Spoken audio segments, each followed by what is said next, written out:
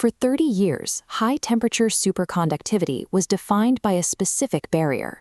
Without the aid of a massive pressure chamber, no material could maintain a resistance-free state above 133 Kelvin. In May 2026, researchers at the University of Houston pushed that limit to 151 Kelvin, its new efficient state. It holds the structural gains of the high-pressure environment while sitting on a laboratory bench.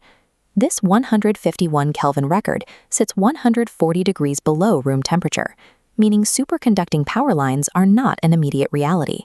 However, it proves that the physics required for high-temperature states can survive outside of an anvil. This breakthrough stands in direct opposition to the hydride researchers. That camp achieves much higher absolute temperatures, sometimes exceeding 200 Kelvin, but only by maintaining millions of atmospheres of pressure inside a diamond anvil. These hydrides produce world record numbers on paper, but they offer no viable path to a functional, plugged-in device that can operate in the real world. Science media typically frames these two groups as competitors in a singular race toward room temperature. A new theoretical framework from ODTOE suggests the race is a misnomer. These two groups are exploring two separate, non-overlapping physical regimes. The ODTOE paper argues that the field's long-standing obsession with temperature as the primary knob for superconductivity is a technical distraction. In a superconductor, cooling serves a specific mechanical purpose. It suppresses the chaotic particles that scramble the precise coordination of electron pairs. Temperature is merely a proxy for the decoherence rate, the speed at which environmental noise destroys the quantum coordination of the system. Relying on cooling alone creates a thermodynamic dead end.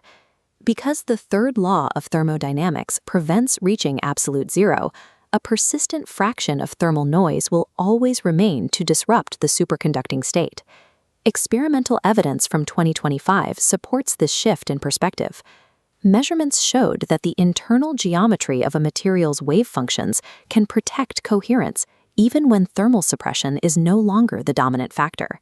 Since heat is only one source of noise and other forces can shield the electron pairs independently, the pursuit of cold was never the complete story.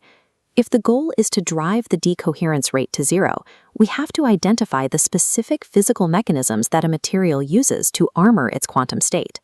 The ODTOE framework identifies 4 distinct channels of protection. These are the specific physical levers a material uses to restore its internal coherence faster than the environment can destroy it.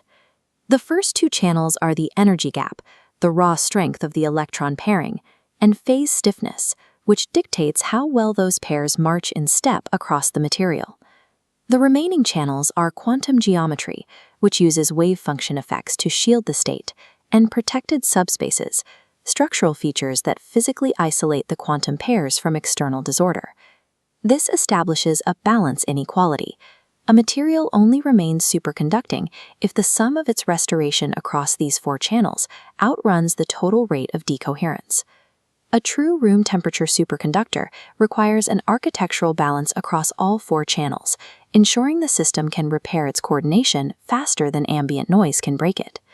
Applying this 4-channel NAP to current research reveals why the hydride and cuprate results look so different. Hydrides lean exclusively on the energy gap channel, achieving record temperatures through pairing strength but requiring infinite pressure. Conversely, the 151 Kelvin cuprate uses a balanced budget across phase stiffness and structural protection, maintaining coherence without pressure. Chasing absolute temperature records obscures this detail. A single number on a thermometer provides no insight into which physical channels are actually doing the work.